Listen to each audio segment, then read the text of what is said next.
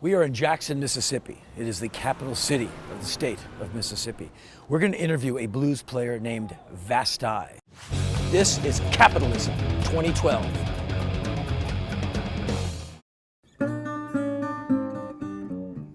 Hey, he's the stimulus man.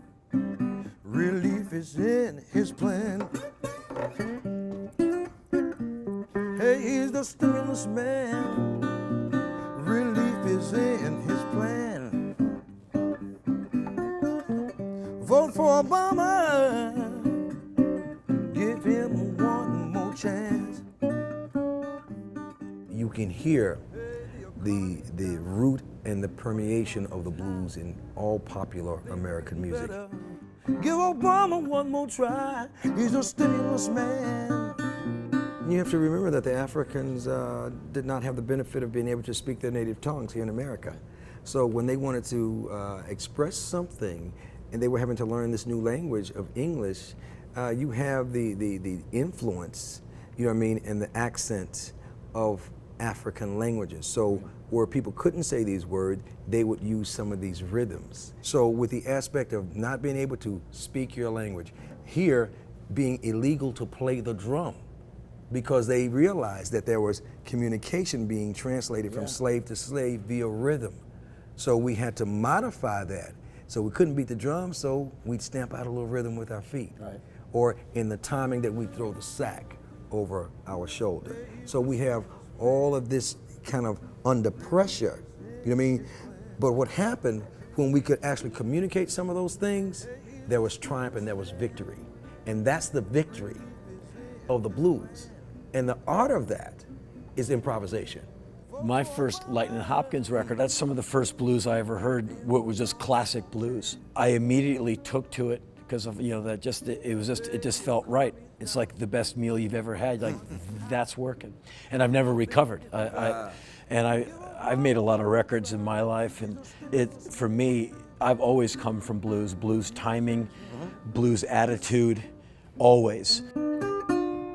Things are gonna get better. Give Obama one more chance. Where do you reckon Mississippi is in America and in this election year? In Mississippi, there is a lot of optimism. There's a lot of exchange. There's a lot of hope, you know what I mean, from one-to-one situations.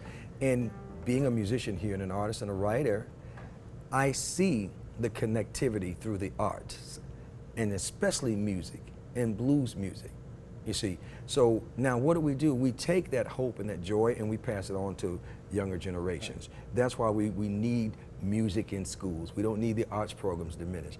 In my opinion, we see the goodness of white folks in our president. Right. We see the goodness of black folk in our president. And even though slavery was a bad thing, it's a wonderful thing when we can iron out the wrinkles and have something that's smooth, you know what I mean? That's something that can work for everybody. We do need each other. So this is beyond, you know, being a Democrat or being a Republican, you know what I mean? Because those are titles. Good people of good character and good ethics are good people. In your opinion, what does Mississippi need to do to get it to where you want to see it? Well, the fundamental thing is always love. That's the first thing. The aspect is want for your neighbor that which you want for yourself. And if we look at the fact that we all come from one source, so when I deny you, I deny me. So I want us to be able to look at each other here in Mississippi as one collective, as one body. We all come from the same place. And you know, things don't change and don't improve on their own. We have to work and know that from where we've come, we got a long way to go, but history's already proven that we're capable of getting there. Give Obama one more chance. Capitalism 2012, baby. I'm going to be on stage here soon in Jackson, Mississippi. We're going to finish the show, get on the Bon Jovi mobile, and head to Baton Rouge, Louisiana. I haven't been there for a long time, so I'm looking forward to checking out what's on the mind of the people of Red Stick. Stay tuned.